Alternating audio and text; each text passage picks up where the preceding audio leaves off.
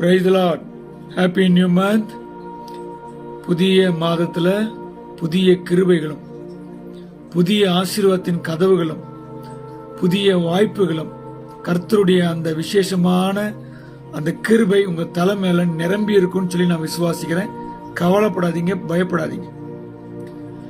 உங்களுக்கு என்ன பாஸ்டர் அப்படின்னு சொல்லலாம். ஆனா கடந்து வந்த பாதையை தான் நான் சொல்றேன் உங்ககிட்ட. பயப்படாதீங்க. கர்த்தர் நல்லவர் என்பதை ருசித்து பாருங்கள். ஆமா, அந்த நல்ல தெய்வம் இந்த புதிய மாதம் நல்ல வாய்ப்புகளையும் நல்ல கிருபைகளையும் நல்ல ஆசீர்வாதங்களையும் கர்த்தர் இந்த மாதம் உங்க தலை மேல நிரம்பும்படி செய்ய போறார். விசுவாசிக்கிறவங்களுக்கு இது நடக்கும். விசுவாசத்தோட இந்த செய்தியை கேளுங்க. இந்த மாதம் துவங்கும் போது சிலருக்குள்ள ஒரு பயம் வரும்.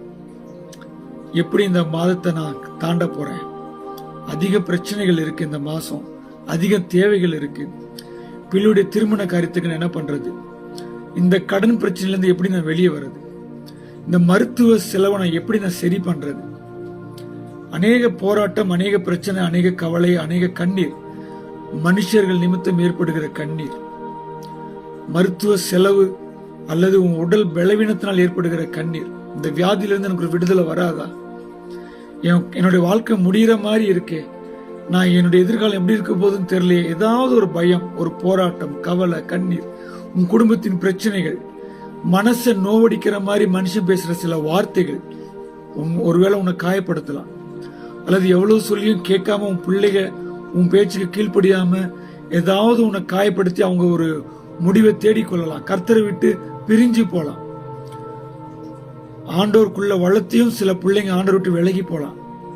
பயப்படாத. கர்த்தர் கிட்ட உங்க காரியத்தை நீங்க ஒப்புவீங்க, அவ்வளவுதான். மீதி கர்த்தர் பொறுப்பெடுத்துப்பார்.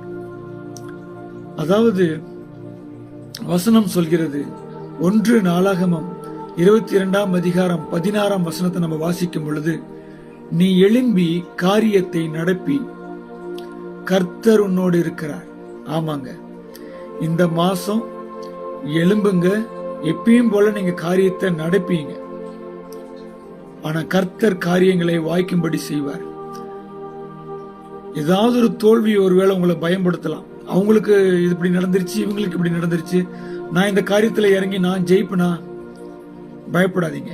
மற்றவங்க தோற்று போனாலும் கர்த்தர் உங்களோடு இருப்பதினால் நீங்கள் ஜெயிப்பீங்க. மற்றவங்களை முன்னுதாரணமா எடுத்துக்காதீங்க. இந்த உலகம் ஒரு நாள் உங்களை முன்னுதாரணமா எடுத்துக்கும். ஜெயித்து காட்டதான் போறீங்க. ஒன்னு தெரிஞ்சுக்கோங்க, எரிகோன்னு ஒரு கோட்டை வேதாகமத்துல இருக்கு. அந்த கோட்டை பயங்கர பலமுள்ள ஒரு கோட்டை. அந்த கோட்டையின் மதில் சுவர்களை நம்பி உள்ள சத்துருக்கள் இருக்கிறாங்க. எல்லாருக்குமே திறக்கப்பட்ட அந்த கோட்டையின் வாசல் இஸ்ரவேலர்களுக்கு மட்டும் திறக்கப்படல. அப்படிதான் வசனம் இருக்கு. இஸ்ரவேலர்களுக்கு அந்த வாசல் அடைக்கப்பட்டிருந்தது. ஏன்னு சொன்னா, இஸ்ரவேல் கண்ட ஒரு பயம். மற்றவங்க எல்லாம் வந்துட்டு போறவங்க, ஆனா இஸ்ரவேல் ஆள போகிறவன்.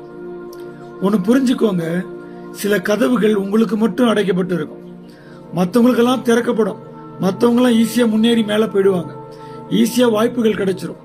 ஆனா சில கதவுகள் உங்களுக்கு மட்டும் அடைக்கப்பட்டு இருக்கும். நிறைய திறமை இருந்தும், நல்ல டேலண்ட் இருந்தும், நல்ல ஹார்ட் ஒர்க் பண்ற அளவுக்கு உங்களுக்கு நல்ல ஒரு கிருபை இருந்தும் உங்களுக்கு அந்த கதவுகள் அடைக்கப்பட்டு இருக்கும். அப்படின்னா தெரிஞ்சுக்கோங்க, அந்த கதவு உங்களுடைய கதவு. அந்த கதவை கர்த்தர் திறப்பார். வேதாகமத்தில் அப்படிதான். அந்த திறக்காத கதவை நம்பி சுத்திக்கிட்டே இருக்கிறாங்க. ஆனா கர்த்தர் திறந்தது கதவை மாத்திரம் இல்லை, அந்த கதவை தாங்கி நின்ற அந்த கோட்டையின் மதில் சுவர்களையும் கர்த்தர் உடைத்தார். உங்களுக்கு கதவு மட்டும் திறக்க மாட்டார், எல்லா பக்கத்திலும் கர்த்தர் வாசலை திறப்பார். சின்ன காரியத்தை செய்ய மாட்டார். கர்த்தர் செஞ்சார்னா பெரிய காரியங்களாய் உங்க வாழ்க்கையில் அது நடக்கும். அது உங்களுடைய கதவு. நீங்க எழும்பி காரியத்தை மட்டும் நடப்பீங்க. கர்த்தர் அந்த காரியத்தை முடிப்பார். ஆமென். God bless you. God be with you. Bye bye.